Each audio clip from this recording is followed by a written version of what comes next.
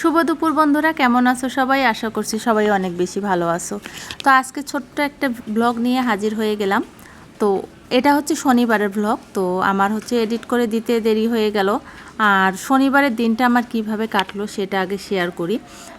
অত্যন্ত দুঃখের সাথে বলতে হচ্ছে, শনিবার দুপুরে হঠাৎ করে গ্যাস ছিল না। মানে প্রায় 10টা থেকে একদম 4টা পর্যন্ত কোনো গ্যাস ছিল না, রান্না বান্না করতে পারতেছিলাম না। তো আমি যে 3 মাস আছি এখানে, আমার আগে থেকে তো আর ওইভাবে সাপ্লাই গ্যাস ব্যবহার করা অভ্যাস নেই। তো প্রথম পাইছি এখানে এসে, 3 মাস ধরে চালাচ্ছি, হঠাৎ করে এটা হলো। তো ভাত খাওয়ার তো যাতা অবস্থা হয়েছে। তো যাই হোক, অবশেষে কোনো রকম শুধু সেদ্ধ সেদ্ধ ডালটাও ভালো সেদ্ধ হয়নি।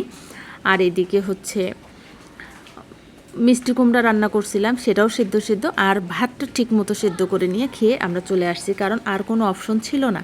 আমাদের ইন্ডাকশন ছিল, আমরা ইন্ডাকশনে করেই নিতে পারতাম খুব ইজিলি, কিন্তু সাথে মা আছে। মা তো আমাদের ইন্ডাকশনের আমার ইন্ডাকশনের যে বাসনটা আমার সাপোর্ট করবে, যে পাত্রটা, সে বাসনের খাবারটা মা খাবে না। তো তার জন্য হচ্ছে আমাদেরকে একটু কষ্ট করে এই সেদ্ধ সেদ্ধ খাবারটা আজকে খেতে হলো। তারপরে চলে আসলাম। ফোন করছিল করতোয়া কুরিয়ার সার্ভিস থেকে, বোন বাড়ি থেকে আম পাঠাইছিল। প্রতি বছর বোন এভাবে আম পাঠায়, এবারও পাঠাচ্ছে। তো সেই আমটাই নিতে গেলাম।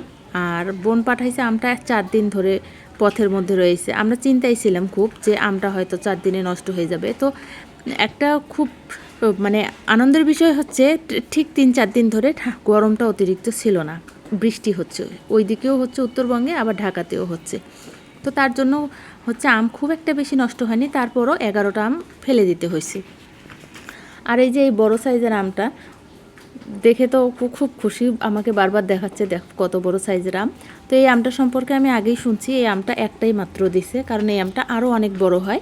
তো এখনও এটার সময় হয়নি, এটা আরও কিছুদিন সময় নেবে। তো একটাই তুলে পাঠাইছে, যে আমটা যেন আমরা খেয়ে দেখি কেমন খেতে, তাই। তো যাই হোক, এই যে আমগুলো আমি এখন বাছতেছি, যেগুলো পচা ওগুলো এইভাবে ফেলে দিতে হবে। তো বেশিরভাগ আমি ভালো ছিল, আর সাথে লেবু দিছিল। তো এই তো আমগুলো নিয়ে আসলাম। আমরা হচ্ছে দুপুরে, ওই যে বললাম খাওয়ার কথা, গ্যাসের যে এত প্রবলেম ছিল, তো ওইভাবেই সেদ্ধ সেদ্ধ খাবার খেয়ে আমরা দুইজন মিলেই চলে গেছিলাম, যায় করতোয়া সার্ভিস থেকে নিয়ে আসলাম। আর পথে বৃষ্টি হচ্ছে, পথে যে এমন অবস্থা, 1 হাঁটু পর্যন্ত জল। আমরা খুব কষ্ট করে গেলাম আর আসলাম, আর না গেলেও হচ্ছিল না, যেহেতু 4 দিন হয়ে গেছে। আম যদি আরও একদিন ফেলে রাখি বৃষ্টির ভয়ে, তো আমগুলো আরও নষ্ট হয়ে যাবে। তো এই যে আম আনার পরে আমার কাটাকাটি শেষ, এখন আমরা একটু খাবো। এই আমগুলি কিন্তু রংপুরের বিখ্যাত হাড়িভাঙা আম। তো যাই হোক, আম কাটার সাথে সাথে মাছিও কোথা থেকে যেন চলে আসছে। ও হয়তো আমার মতোই আম প্রিয়, আর আমি কিন্তু আম খেতে খুব ভালোবাসি। আর বাড়ির আম এভাবে গামলা গামলা না খেলে কিন্তু আমার তৃপ্তি হয় না। আসলে আমি গ্রামের মেয়ে, তার জন্য হয়তো আমার এই অবস্থা, গামলা গামলা আম খেতে ইচ্ছে করে। তো যাই হোক, আমার মতো তোমরা কি আম পছন্দ করো সেটা অবশ্যই কমেন্টে জানিও। আর এই আম লেবু যা আসছে সব আমার বোনের বাড়ির গাছের আম। তো বন্ধুরা, আজকের মতো এখানেই শেষ করলাম। সবাই অনেক বেশি ভালো থাকো, টাটা সবাইকে।